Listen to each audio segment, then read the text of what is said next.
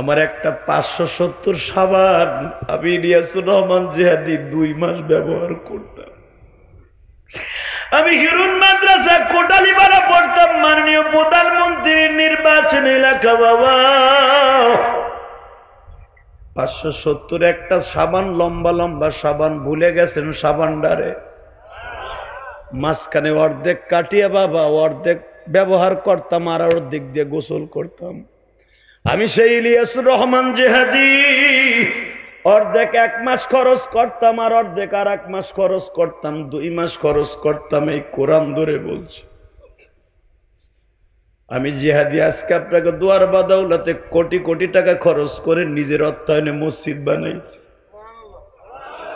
আমি আবার ছাত্রদেরকে বাবা প্রতি বছর লক্ষ লক্ষ টাকার খাবার এবং জামা কাপড় খাতাপত্র শুদ্ধ আমি জিহাদি দেই। হালাকি আমি জিহাদি একখান 570 সাবান 2 মাস ব্যবহার করতাম গো তালবে আলিম বাবা। কারণ কি জানুনি, মা ঘরে নাই, সৎ মা ঘরে, মা মা গো মা।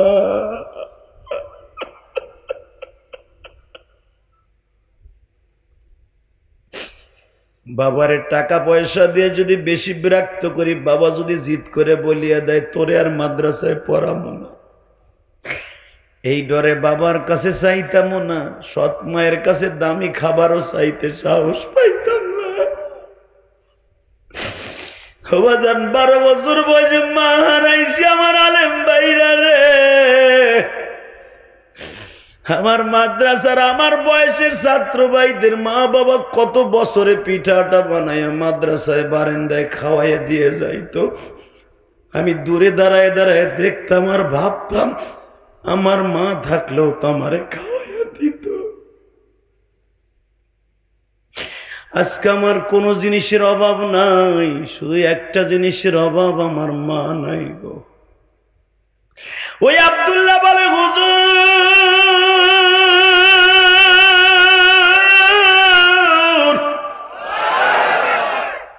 আমার বাবা গরিব মানুষ, এই জন্য সাবান আমি বেশি খরচ করি না। মাহমুদ গাজনবী কাঁদে আর বলে মালিক রে, স্কুল কলেজের ছেলেরা একদিন সাবান লইলে পরের দিন শ্যাম্পু লয়, আর এই ছেলেটা একটা সাবান 2 মাস ব্যবহার করে। বাবা চল তোরে মাদ্রাসার বারান্দায় আমি আগাই দিয়ে আসি, আগামীকালকে তোর মাদ্রাসার সব ছাত্রদের যা খরচা প্রতি বছরে হয় আমি মাহমুদ গাজনবী নিজে বস্তা ভরে দিয়ে আসবো। কিন্তু শর্ত একটা, তোর মাদ্রাসার পুরা বছরের খরচ আমি দিব সরকারি কোষাগার থেকে। কিন্তু একটা শর্ত বাবা, কি? তুই আমার একটা জিনিস দিবি। কি? একটা জিনিসের ভিতরে 2টা পয়েন্ট। কয় কি?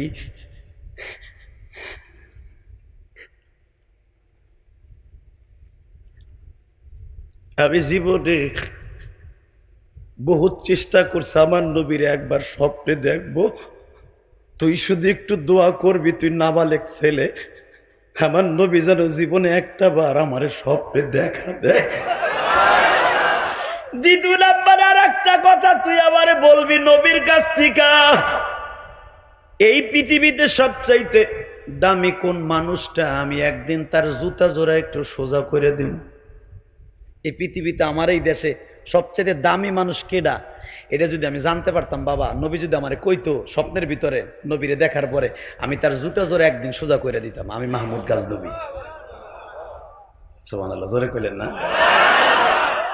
ছোট্ট পোলা আব্দুল্লাহ নাবালেক তো কয় ঠিক আছে, আমি রাত্রে নবীরে কমনে, আমি তাহাজ্জুদ পড়ে আপনাকে দোয়া করব, মনে নবী যেন আপনাকে দেখা দেয়।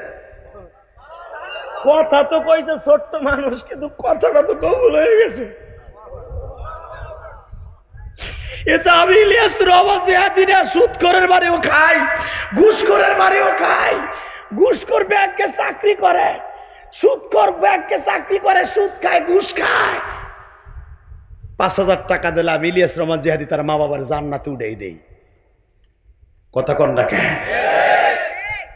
এটা সুদখোর আর ঘুষখোর কয় নাই, ও নাবালেক নিষ্পাপ, নবী যেরকম নিষ্পাপ, ওই 12 বছরের ছেলেটাও নিষ্পাপ। কয় ঠিক আছে আমি কমু না, আপনার দামি মানুষ কেডা নবী কয়ে দিব না আপনারে, যান। বাজান রে, আল্লাহর কুতুব চলিয়া গেছে বাসায়।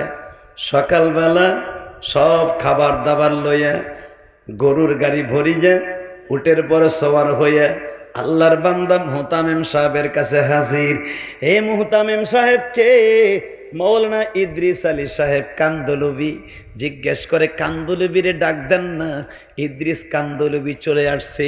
জিজ্ঞেস করে, আপনার এই ছেলেটারে চিনেন? কয় না। ও কখন রাত্রে কোরআন তেলাওয়াত করতে কই যায় জানেন? কয় না।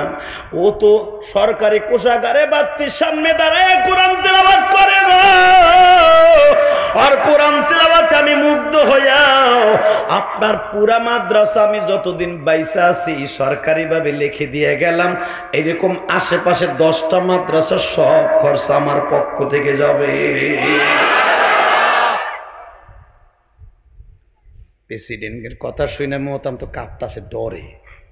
যারা দেখলে শয়তান পলায়। ইন্ডিয়া, ভারত এত বড় মহারাজ্য 17 বার বিজয় করছে যেই বাদশাহ যুদ্ধ ছাড়া, তার সামনে তো শয়তানও ভয় পায় মেয়ে ওমরের মতো। স্যার স্যার স্যার, ঠিক আছে। এবার ওই ছেলেটারে ডাক দিয়েছে, বাবা তুই কিন্তু রাত্রে আমারে কইছিলি আমারে নবী 2টা জিনিস পুরো করে দিয়ে দেবো, আজকে একটু ক। যান, আজকে নবী আপনারে কয়ে বলে। আসলে আপনাকে কষ্ট হয়ে গেছে। কষ্ট হয় নাই? ইমাম থানবী রহমাতুল্লাহ তার কিতাবে লেখেন, এটা দুনপুন মৌলানার কথা না, এটা এই মুসলমানের পোলা। মাহমুদ গাজনবী রহমাতুল্লাহ রাতের অন্ধকারে তাহাজ্জুদ পড়ছে 3টা পর্যন্ত। 3টার পরে ঘুমাইতে গেছে ঠিক ওই টাইমে ছেলেটা, কারণ প্রত্যেকটা কওমি মাদ্রাসা প্রায় 3টায় উঠায় ছেলেদেরকে আমুকটা শোনার জন্য। কতক্ষণ না কেন ওই সময় ওই ছেলেটা কোরআন শরীফ পড়াইতে হাফেজ সাহেবের সবক শোনাইতে 3টায় উঠছে। মাহমুদ গাজনবী নামাজ পড়ে দুরুদ পড়ে কেবল বিছানায় গেছে। বাজান রে, মাহমুদ গাজনবী বিছানায় গেছে আর এই আব্দুল্লাহ কোরআন শরীফ পড়তে উঠছে। কোরআন শরীফটা বুকে নয়ে বাদশার কথা মনে পড়ে গেছে গো। আব্দুল্লাহ কোরআন শরীফ বুকে নিয়ে বলে ফেলছে, মাওলা বাদশা আমার মাদ্রাসায় এত কিছু দিল, তার 2টা জিনিস কি তুমি পুরা করে দিতে পারো না? আমার আজকে সকালেও বলে গেছে 2টা জিনিস তুই নবীরে আল্লাহরে কোষ। বাদশা এত উপকার করলো আমার কারণে 10টা মাদ্রাসা এসে সদকায়ে জারিয়া আইন চালু করলো। তুমি তার মনের 2টা আশা আজকে রাত্রে পুরা করে দিও। কেবল রাত 3টায় দরখাস্তটা সাবমিট করছে মাওলার দপ্তরে। এদিক দিয়া মাহমুদ গাজনবী দরখাস্তটা নইয়া কেবল বালিশটা মাথায় দিয়া ঘুমাইতে গেছে গো। আব্দুল্লাহর দোয়া আসমান ভেদ করে মাওলার কলবে লাগছে। আল্লাহ ধাক্কা দিয়ে বলে, নবী গো মাহমুদ গাজনবীর বাড়ি যান, মাহমুদ গাজনবীর বাড়ি যান, মাহমুদ গাজনবীর বাড়ি চইলা যান। এই 4টা নাম আমার কাছে দামি রে মাহমুদ। তুই দূরত পরে ঘুমায় গেছ আর কোরআনের পাখি ওদিক দিয়ে দরখাস্ত সাবমিট করছে। মাদ্রাসার ছেলেদের অন্তরে কষ্ট দিও না গো, এরা আল্লাহর ওলি।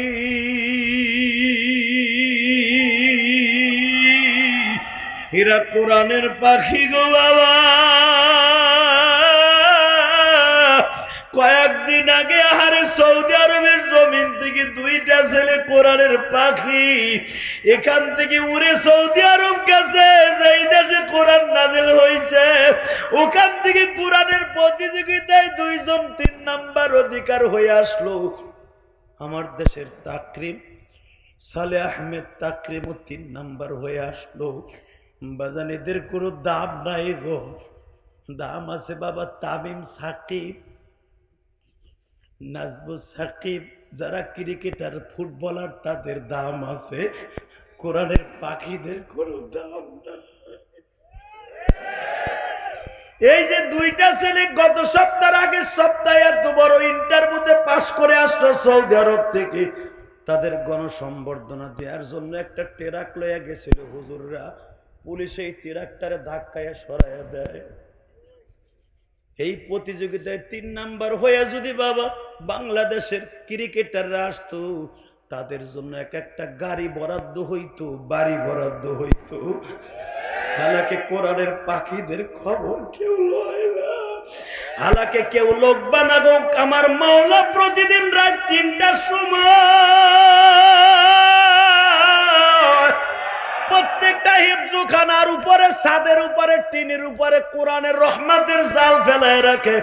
ও গরিবের সন্তানেরা রে, দুনিয়ার কোন সরকার তোদের খোঁজ খবর না নিলে কি হয়েছে?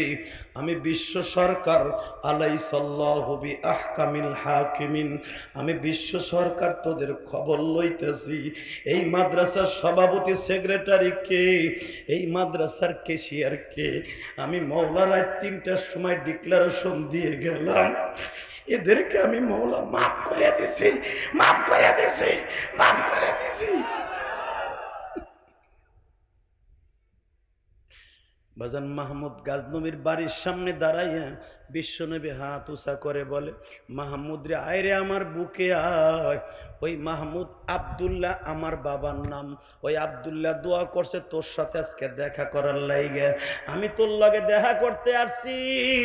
মাহমুদ গাজনবী সুযোগ পাইয়া বলে, একটা আবদার আমার পুরা হইছে, দ্বিতীয় আবদারটা নবী বলে দিয়ে যান। আমার এই দেশে সবচাইতে ভালো মানুষকে আমি তার জুতা জোড়া সকালবেলা ফিরে ঘুরায় রাখবো। নবী বলে, ভালো মানুষ পাস না? ভালো মানুষ তো আমি নবী ফতোয়া দিয়ে গেছি আজ থেকে 1400 বছর আগে। আমি এখন বললাম 1400 বছরের কথা, মাহমুদ গাজনবীর বলছে শত শত বছর আগে। 12 লোকের ডিক্লারেশন তো আমি নবী দিয়ে গেছি, হাদিস দিয়া কয় কি পড়েন, খায়রুকুম মান তাআল্লামাল কুরআনা ওয়া আল্লামা। আল্লাহু আকবার বলো। আমি ফতোয়া দিয়ে গেছি পৃথিবীতে সর্বশ্রেষ্ঠ ওই ব্যক্তি, খায়রুকুম মান তাআল্লামাল কুরআনা, পৃথিবীতে সবচেয়ে দামি ওই ব্যক্তি যেই ব্যক্তি কোরআন শিখে এবং শিখায়। সবচেয়ে দামি মানুষ ওই মানুষটা যে কোরআন শেখায় এবং। তা তুই ভালো মানুষ পাস না? সকালবেলা ওই আব্দুল্লাহর জুতা তুই সোজা করে দিবি। জোরে জোরে জোরে জোরে জোরে জোরে জোরে জোরে। মাহমুদ গাজনবী ঘুমের ভিতরে নবীর দেখাই আনসার পাইয়া ঘোড়া দাবরা রাজদরবার সাইরা আব্দুল্লাহর মাদ্রাসার বারান্দায় দাঁড়ায় রয়েছে, ছদ্মবেশে দাঁড়াই রয়েছে। এখন কান ভাগো বাবা, মাদ্রাসার তালিবে ইলমদের দাম তোমাদের কাছে নাই, কিন্তু মাহমুদ গাজনবী এত বড় বুজুর্গ, দেখো তার দাম কত। ও বাবা, আব্দুল্লাহ যখন মসজিদে যায়, আব্দুল্লাহর জুতা জোড়া সহ মসজিদে যত ছাত্র আছিল সব জুতাগুলা সোজা কইরা মসজিদের জুতা সোজা হয়ে গেল, ছাত্রদের জুতা সোজা। মোতামেম সাহেব সকালবেলা বের হয়ে দেখে জুতা সোজা করতেছে মাহমুদ গাজনবী। আপনাকে কষ্ট হয়ে গেছে। মোতাম সাহেব পাগলের মতো, সভাপতি যদি যাই মোতাম সাহেবের জুতা চুমা দেয়, জুতা বুকের মধ্যে নিয়ে কান দেয়, আশ্চর্য হয়ে যাবে না মোতাম সাহেব? আর তখনকার তদনীন্তকালে সম্রাটদের ভিতরে 1 নাম্বার সম্রাট মাহমুদ গাজনবী। সারা পৃথিবীর ভিতরে উল্লেখযোগ্য একজন প্রেসিডেন্ট মাহমুদ গাজনবী। সে যদি জুতা সোজা করে দেয় কেমন লাগে বলেন তো?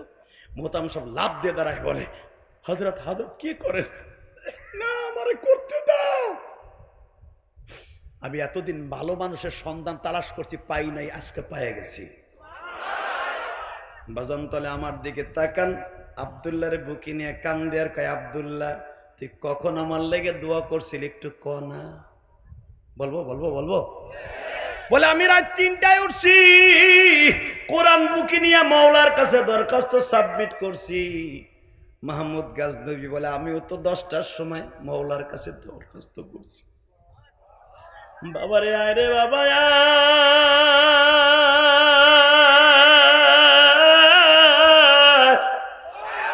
আমি যতদিন বাঁচবো মাদ্রাসাগুলারে বুকে নিয়ে বাঁচবো। বাজান আমি আপনাদের 2টা পাও ধরে বলে দিয়ে যাই, এই দুনিয়ায় যদি ভালো মানুষ তালাশ করতে চান মাদ্রাসায় চলিয়া যান। হেফজখানার ছেলেদেরকে বুকে নিয়ে দোয়া নেওয়ার দরকার আছে না নাই? জোরে বলো, আছে না নাই? ও বাজার, সন্তান যদি একজন আলেম বানাইতে পারেন, কোনদিন আলেম তার মায়ের জবাই দিবে না। কথা কন, কোনদিন কোন আলেম গাঞ্জার পোটলা হাতে নিয়ে হাঁটবে না, মদের বোতল হাতে নিয়ে হাঁটবে না। তাহলে বোঝা গেল একটা ছেলে আলেম বানাবার দরকার আছে না নাই? একটা ঘটনা আমি আপনাদের সামনে বলে দিয়ে যাই, বলবো? মা সন্তানটার অনেক কষ্ট করে লালন পালন করছে, কষ্ট হইতেছে? 2 মিনিট।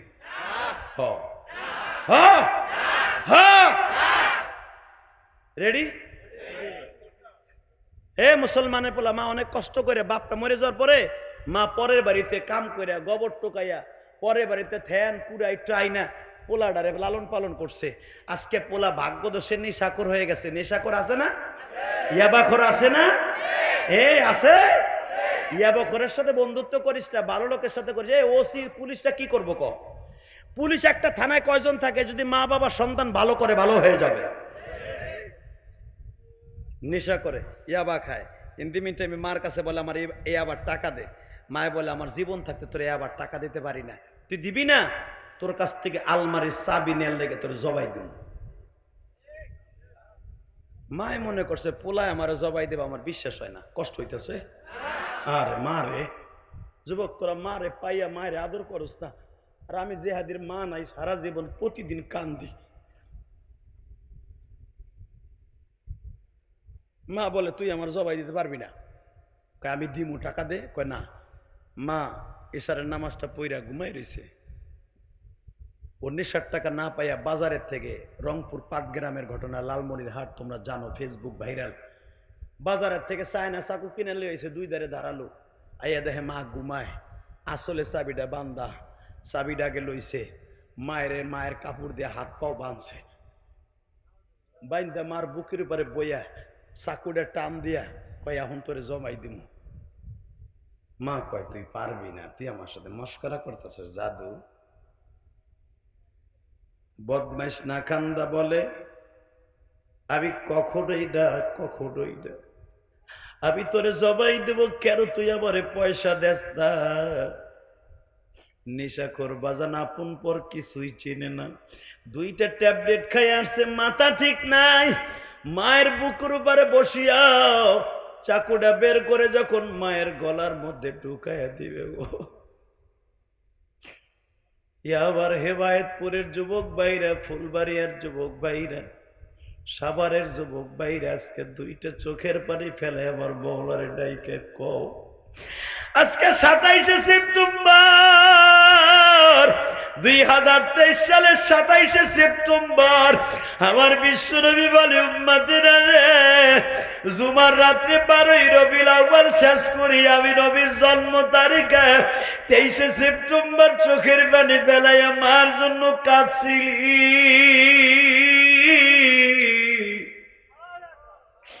27শে সেপ্টেম্বর আমি নবী রাত্রে তাকায়া দেখছিলাম 12টার সময় ফেরেশতারা তোর চোখের পানিগুলো আমার রওজায় হাজির করে দিয়েছে গো। এই 27শে সেপ্টেম্বর আমার মাওলারে জুমার রাত্রে দেখায়া দাও, মালিক আমি মাহারা বাবারা।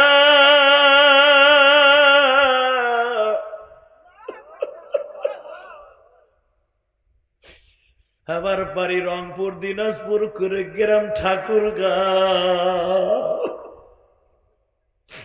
আমার বাড়ি গোপালগঞ্জ, মানিকগঞ্জ, মাদারীপুর, শরীয়তপুর, বরিশাল। আমার বাড়ি সিলেট, ময়মনসিংহ, কিশোরগঞ্জ। হুজুর আমার মা আমার গ্রামের বাড়িতে ঘুমায় আছে, আজ পর্যন্ত বলতে পারি না আমার মা কবরে কেমন আছে।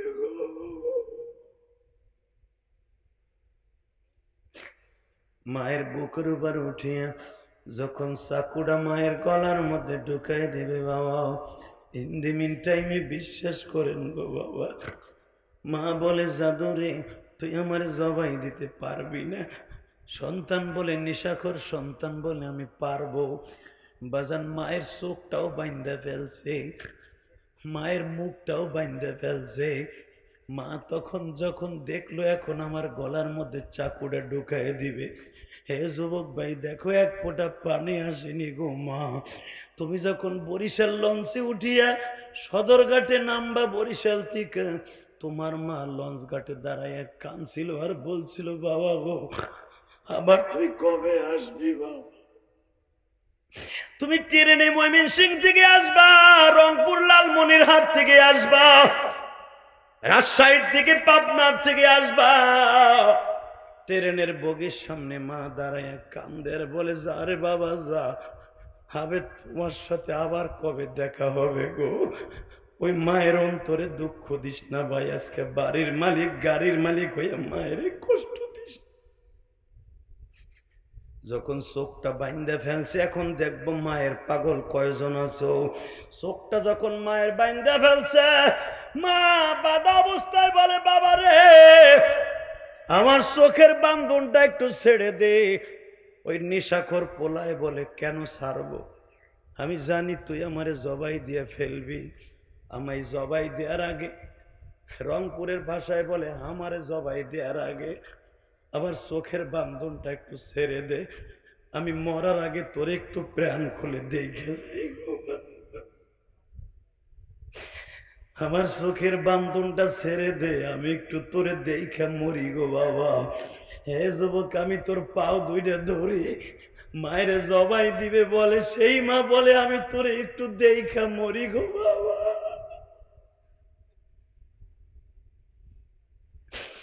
এই মায়ের কষ্ট দিস রে দাদা ভাই।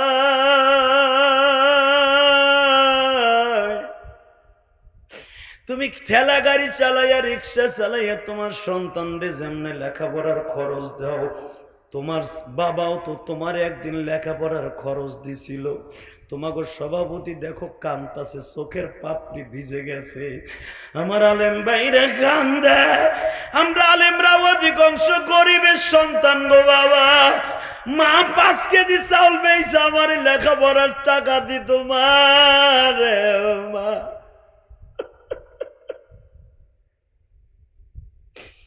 পরের বাড়িতে লজির থেকে লেখাপড়া করে কত এতিম ছেলেরা, কত এতিম ছেলেরা এতিমখানায় পড়ে বাবা। আমার মাদ্রাসায় কিছু এতিম ছেলে আসিল বাবা, আছে।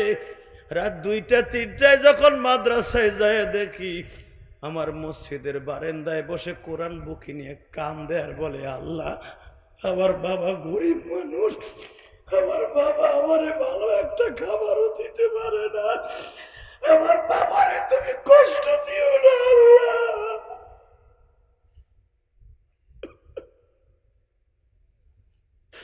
মা যখন বলে, আমার চোখের বান্ধনটা ছেড়ে দে বাবা, আমি তোরে জীবনের তরে একবার দেখে যাই। ওই পাটগ্রামের থানার পুলিশ যখন বলে, তুই তোর মায়েরে কেমনে জবাই দিলি বল?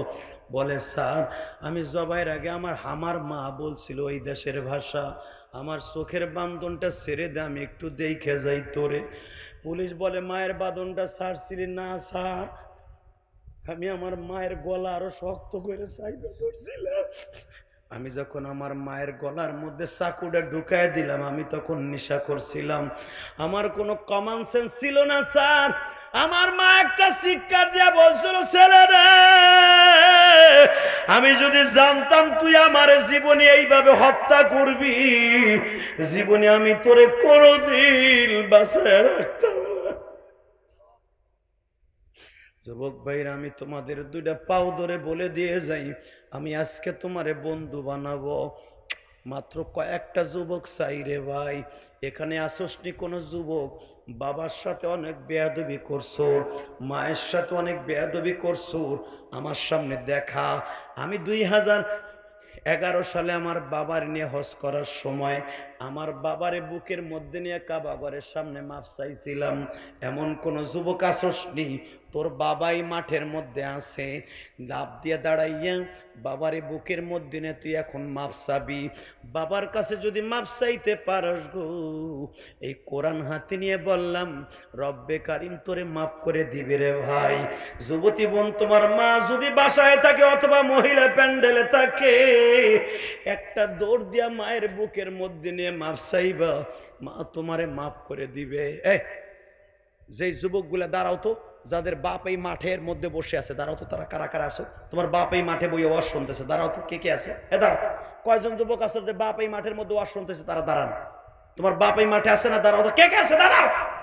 কার কার বাবা এই মাঠে আছে? আমি বলছি, আমার কথা বোঝো নাই? কোন ছেলের বাপ এই মাঠে আছে অথবা তার বড় ভাই এই মাঠে আছে? দাঁড়ান, দাঁড়ান, আমি দাঁড়াইতে বলছি। কার বাপ? এই বেটা, বোঝোস না? কার কার বাপ এই মাঠে আছে? দাঁড়া দাঁড়া দাঁড়া দাঁড়া দাঁড়া দাঁড়া। কার কার বাপ এই মাঠে আছে? দাঁড়া দাঁড়া দাঁড়া দাঁড়া। একটা ছেলে মনে হয় পাগলের মতো দৌড়ে আসতেছে। এই দেখো, সভাপতির পোলা মনে হয় আসতেছে। দেখ দেখ, একটা দর দিয়ে বাপরে জড়াই ধর। সেই যুবক, তুইও তোর বাবারে জড়াই ধর, তুইও তোর বাবারে জড়াই ধর না। সারা পৃথিবী দেখায় দেয় বাপরে বুকের মধ্যে মাপসাইতে থাক। এই সভাপতির পোলা দেখ কত দূরের থেকে দৌড়ে এসে বাপরে বুকের মধ্যে চিল্লায়ের কাঁদ দেয়। তোর বাপ এই মাঠে নাই। বাপরে খাড়া কর। মাহফিলের প্যান্ডেল থেকে বাপরে খাড়া কর।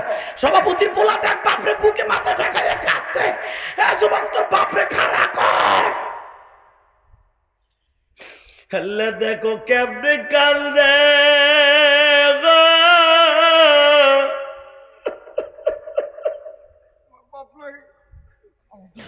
এই দেখো আমার ভাই কান্দে, পাও না আমার হাত ধরো। এই আল্লাহ, তুমি দেখো মালিক, আমার এই বাপ ভাইজান দাঁড়াইয়া দাঁড়াইয়া 2 ঘন্টা আওয়াজ শুনছে আর বলে আমার বাবা নাই গো। আল্লাহ, আমার ভাইজানের বাড়ি কই আমি জানি না মালিক, তুমি এদের বাবা মাকে মাফ করবানি। নিজের হাতে বান্দা তুমি বানায়া যান, নিজের হাতে বান্দা তুমি বানায়া কেমনে দিবা জান্নাত ফেলিয়ে। আল্লাহ দেখো আমার ভাইদের যাদের বাবা আছে, বাবার কাছে যাই মাপ চাইল।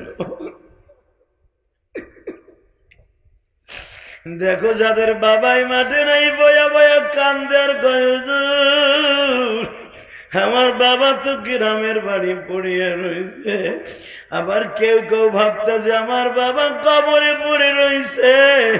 মালিক, আজকে 27শে সেপ্টেম্বর, তুমি একটু রহমতের নজরে তাকাও, রহমতের নজরে তাকাও। কেমনে গুনগুন করে কান্দে, হাত দুইটা আসমানের দিকে তাকায়া তুমি আল্লাহর কাছে মাপ চাইবা। মনে চাইবা আল্লাহর কাছে মাপ চাও না, বাবার কাছে চাইতেছে। হাত দুটো উঁচা করেন, করেন, দেন আল্লাহ কিছু একটা ডাক দেন, চোখের পানি দিয়ে ডাক দাও, আল্লাহ কইয়া ডাক দাও, ডাক দাও, ডাক দাও, ডাক দাও, আল্লাহ কয়ে জোরে ডাক দাও। আল্লাহ দেখো কেমনে কাঁদে মালিক। 27শে সেপ্টেম্বর 2023 সাক্ষী রেখে গেলাম। যাদের চোখের পানি আজকে গড়ায়া পড়লো, এদের জন্য কি তোমার মায়া লাগাইল?